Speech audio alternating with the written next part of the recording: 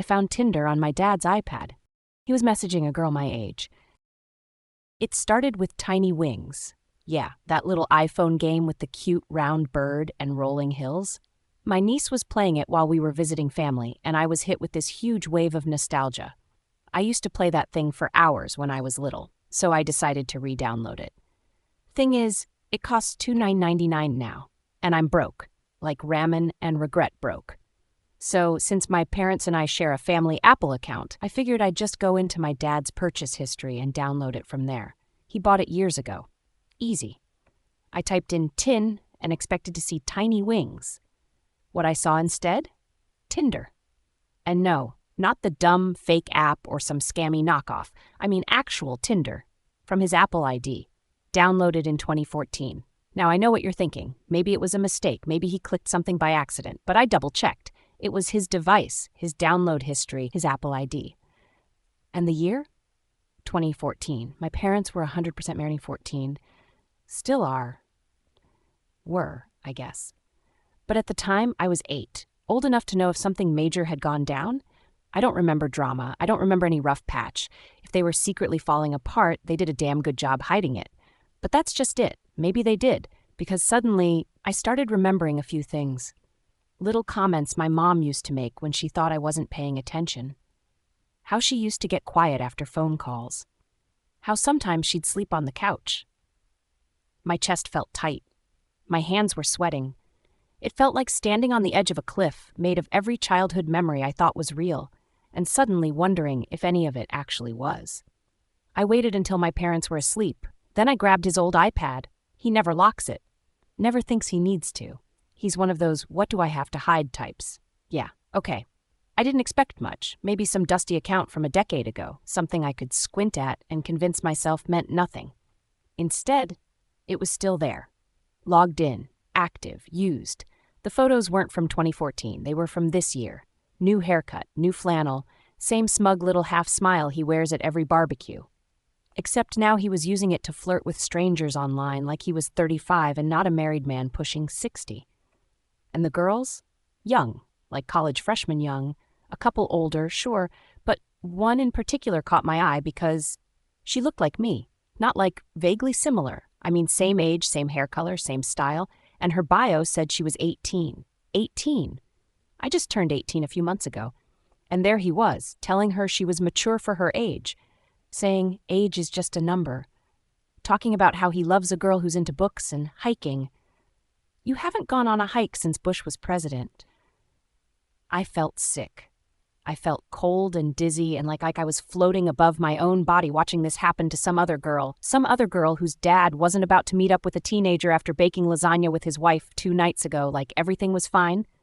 But no, it was me, my family, my dad, and it wasn't just flirty messages, it was plans. Let's meet this weekend? Want me to bring wine or something? No pressure, you're safe with me. Safe? I couldn't even look at the screen anymore.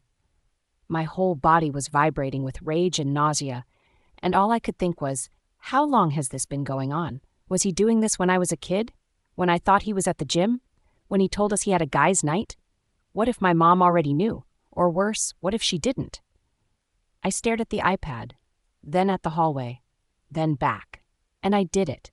I took screenshots of everything. I emailed them to myself. Then I sat in the dark, crying so quietly it hurt, wondering if I just destroyed my family or if I had finally pulled the mask off a lie that was never real in the first place.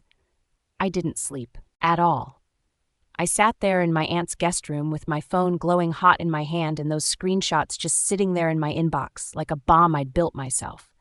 And I kept going back and forth in my head like, what if I'm wrong? What if this ruins everything? But the reality kept smacking me in the face. My dad was trying to sleep with someone my age. So the next morning, when my mom was in the kitchen making coffee like it was any other day, I didn't wait. I sat down at the table and said, I need to show you something, right now. She gave me this weird look, like maybe she thought I was about to confess to crashing the car or getting a tattoo or something.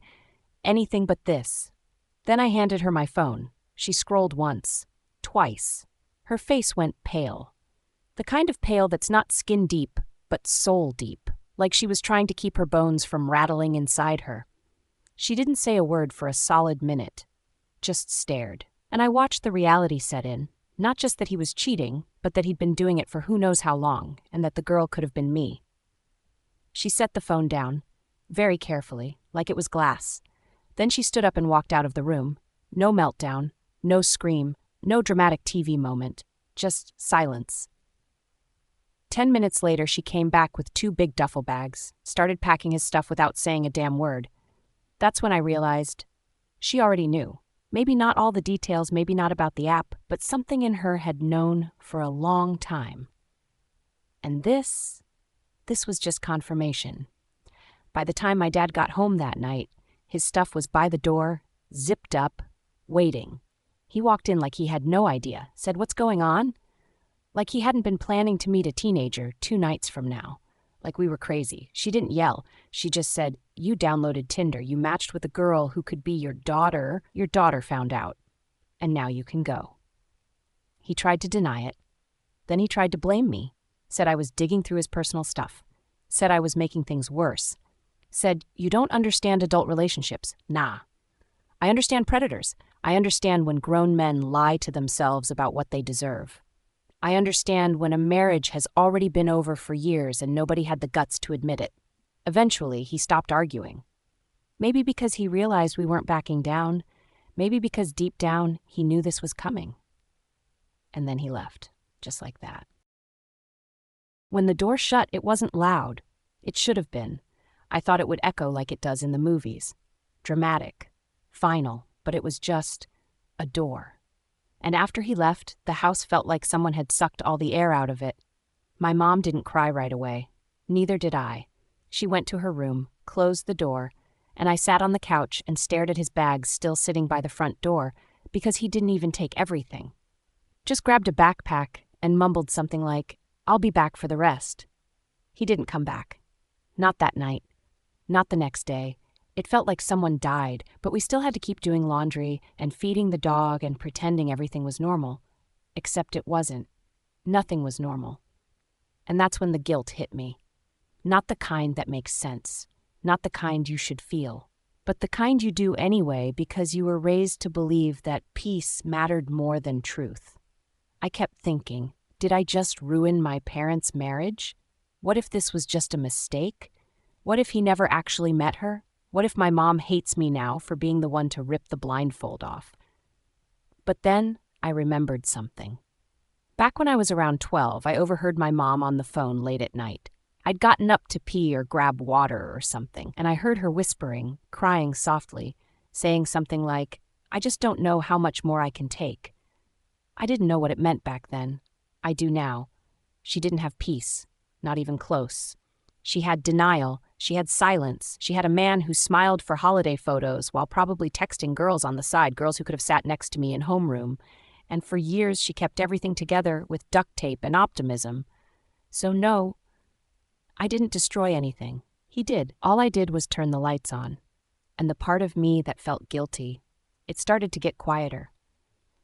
Because I looked at my mom 2 days later when she finally came into the kitchen with no makeup and a hoodie I hadn't seen her wear in years, and for the first time in a long time, she didn't look scared. She looked tired. But also, like herself. A week passed. He never came back for his things. They sat by the door like ghosts of a marriage that never really existed the way I thought it did. Eventually, my mom moved the bags to the garage, not in anger, but with this weird kind of numbness. Like she was just cleaning up after a bad storm. Calm, but shaken. We didn't talk about him much after that. She went back to work. I went back to pretending everything was fine at school. My friends noticed something was off, but I didn't explain. I didn't want to hear the usual stuff. "I'm so sorry," or "Are you okay?" What do you say to that?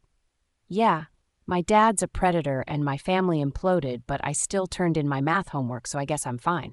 Some days I was mad at him. Some days I was mad at myself for snooping, for looking, for being the one to know. Because once you know something like that, you can't unknow it. But other days I felt something else. Relief.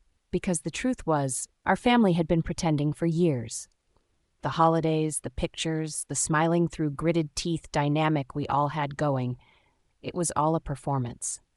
like a sitcom that kept getting renewed for more seasons even though the audience had stopped laughing. The night I showed my mom that iPad, that was the final episode. Now we're in the spin-off. It's just me and her figuring it out. It's weird. She asks me about stuff she never used to. What I want for dinner. How school's going. What kind of apartment I'd want when I move out someday. It's like she realized she missed knowing me. Like without him in the picture, she can finally see me again. And yeah, she's hurt, deeply. I hear her crying sometimes at night, but she doesn't hide it the way she used to. And something about that honesty makes me feel safer than I ever did before. Because now, at least we're being real. He still tries to text, little things, hope you're doing okay. Tell your mom I said hi. I don't reply, she doesn't either. It's like we're both silently agreeing that whatever that life was, it's done. Not just because of the cheating. Not just because of the app, but because of how long he lied. How easily. How carelessly. Like we were side characters in the story of his secret second life. And that's the thing no one really talks about with betrayal. It's not just the action, it's the way it shrinks you, makes you feel stupid for believing, makes you question your own memory, your own gut, your own ability to trust anyone, even yourself. But we're learning. We're getting stronger. In tiny ways. Some nights we eat cereal for dinner and watch dumb rom-coms and laugh like we're not recovering from an emotional nuclear bomb. And honestly, that's more family than I've felt in a long time. Tell us in the comments, what would you do in her situation and what you don't? We read every comment. And don't forget to subscribe and hit the bell so you never miss a new episode. Take care of yourself, and we'll see you in the next video.